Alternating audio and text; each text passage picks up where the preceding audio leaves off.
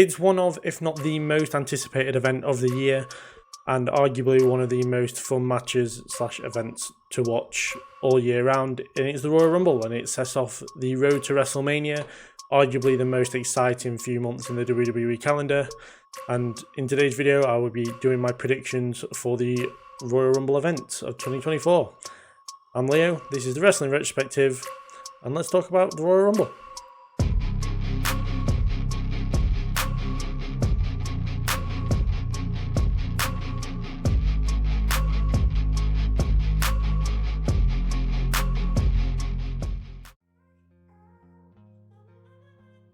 First off, we have Roman Reigns defending the undisputed WWE Universal Championship against Randy Orton, LA Knight, and AJ Styles. I'm starting this one because I feel like it might open the show. I know that Roman Reigns a couple of years ago opened the show against Seth Rollins, so I'm kind of thinking they might go down the same route here.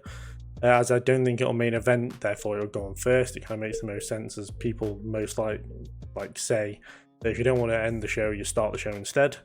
But yeah, for me, I've got Roman Reigns to retain here. I can't see him losing the title at all, not this year at least.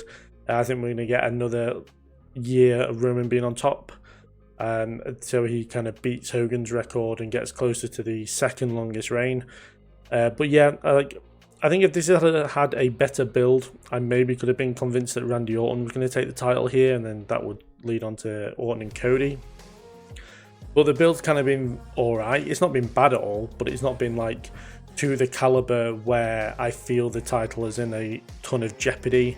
I know like the match itself feels like the title's in jeopardy just because it's fatal 4-way. It doesn't have to be pinned to lose the title, all that kind of stuff. We're going to see a more desperate side of Roman Reigns that we haven't seen in a while, at least, because I don't think Roman has actually been in a multi-man match, like there's not tag team, that's like fatal 4-way triple threat, since he won the championship back in 2021 from Braun Strowman and The Fiend. So we kind of haven't seen Roman at like a nervous state where he more or less doesn't have control over the match the whole time, and it's going to make it way more entertaining as a match, and can definitely be a match of the year contender. But obviously being on the same night as the Rumble, and they're very fun matches, so I feel like that might take away from it. But yeah, I'm very much looking forward to it, but I cannot under any circumstance see Roman Reigns losing here. Like as I said, Randy's probably the most likely to take the title off him in this situation, though I can't see it happening on the night of the Royal Rumble or WrestleMania. So we'll just have to get used to another year of Roman Reigns on top, I think.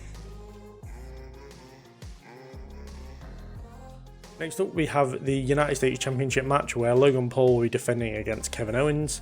For me, I've got Logan Paul to retain here. I don't think he's going to lose it on his first defense. And yeah, just the arrogance of him, like how he says he's 60, 70 odd days undefeated as champion, though he's not defended the championship. I think he's very entertaining as far as heels go. He is arguably one of the better heels in WWE, just because of how he stands as a social media guy, and just he is a heel in life, let alone, you know, just in WWE. And I also don't feel like he's going to lose it till at least WrestleMania. So yeah, for me, unfortunately, though Kevin Owens is fully deserving of the title, it's been a long time since he's had a championship run, and he's probably, well, apart from the tag titles, like a singles championship run, sorry.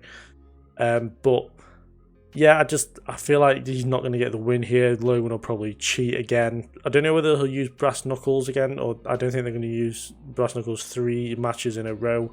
You know, I know we're all used to Roman Reigns cheating to win, but having 2 championship matches on the show and both of them being notorious for cheating to win, it doesn't look great in my opinion. But yeah, for me, I've got Logan Paul to retain, and just because I can't see Kevin Owens winning here, unfortunately. Following that, we have the Women's Royal Rumble match. For me, my pick is Becky Lynch to get the win. I was thinking it was going to be Becky a few months ago, and then she had the segment with Rhea Ripley where Becky saying that Rhea might be better than her, and that they want to face each other at WrestleMania, not just that Becky wants to challenge Rhea. For me, that segment alone probably could have built a WrestleMania match between these two, and it's one that I think would be highly anticipated. And I feel like, for me, though Bayley is probably the favourite going in and like kind of going for Io Sky's title eventually, I feel like the story, just as far as Royal Rumble wins, would actually fit Becky and Rhea better than it would Bayley and Io, just because Bayley and Io can write their own story without the Rumble win, really. and you know it's all been set up quite well for the last few months. Even like since back at SummerSlam when Io won the title, that Bayley was eventually going to turn, or Io and Damage Control were going to turn. So I feel like Becky's a better choice here. I said she has been my choice for the last few months before that segment.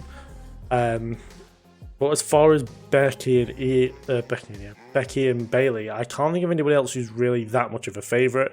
I know some people would consider Nia Jax a favourite, maybe Jade Cargill, returning AJ Lee, but I can't see that happening really. For me, I kind of see the final four being Becky, Bayley, Liv Morgan, and Bianca Belair. Obviously, Liv Morgan making her return. Other returns I've got for the Women's Rumble is Carmella, Alexa Bliss, Naomi, and Dakota Kai to finally... she's not really back, but she's back in ring as far as like... she's been injured for so long. I know her recovery period is about up now, so hopefully we get to see her be back in the ring. It's something I'm very looking forward to. I'm a big fan of Dakota Kai. As far as eliminations go, I've kind of got a few ideas about where people will come in and kind of feuds within the Rumble that we see so often. So I've got multiple people eliminating Nia Jax, naturally always happens. Maxine Dupree and Ivy Nile eliminating Valhalla. Zoe Stark to eliminate Chelsea Green very early and very quickly. I've been watching Royal Rumbles back, and through the 2 Royal Rumbles that Chelsea Green has been in, she has I can't say the word. She has like an overall time in the Rumble of 17 seconds. So I feel like they might carry that kind of stint on where she isn't in for very long, which then adds to her character like it did last year. I think Zoe Stark's going to throw out Shayna Baszler, maybe setting up a feud going into the Elimination Chamber. I feel like they're both going to be in the chamber if Io defends on SmackDown, or no, they're both on Raw. So if Rhea, yeah, that makes sense. Yeah, Rhea defends the title in the Elimination Chamber. We have a feud within the match of Baszler and Zoe Stark. I feel like Damage Control are going to eliminate Zelina Vega, Mia Yim, and Shotzi, just as they've had mini feuds within the past few months with all of these people. I feel like Damage Control are going to be a massive part of the Women's Royal Rumble match. And finally, I'm going to have Bianca Belair eliminating Jade Cargill, which hopefully will lead to a WrestleMania match between those two, because that would be an absolutely fantastic match. But also legends maybe for this match. I've got Lita. I can't think of anyone else. They might have like a Michelle McCool or a Toya Wilson maybe come back. But Lita has... last time we saw Lita, she got attacked by Damage Control. So it would make sense that she would return, target Damage Control, but Damage Control will get the better of her again. NXT-wise, I think Lyra Valkyria and Tiffany Stratton, 100% Tiffany Stratton, are going to be in the Rumble. Returns, as I said, Liv Morgan, Carmella, Bliss, Naomi, and Dakota Kai. Jade Cargill too, finally debut. But yeah, I feel like this and the Men's Rumble have the potential to be 2 of the best Rumbles we've seen in a long time. So very much looking forward to this one. But I have Becky Lynch to win the Royal Rumble match for the second time. And finally, in what I assume will be the main event, it will be the Men's Royal Rumble match, and I have CM Punk to get the win here. For me, it's only between 2 people. It's either going to be Punk or Cody, but I feel like they're not going to go for a second win for Cody in 2 years. I know they've done it before with Hogan, Michaels, and Austin. I don't feel like they're going to do it here. I feel like CM Punk is probably the best choice, or second choice if you want to go for Cody. As far as him and Seth Rollins having a feud together is something I very much am looking forward to and very much want. My final 4 for this is going to be Punk, Cody Rhodes, Gunther, and Drew McIntyre.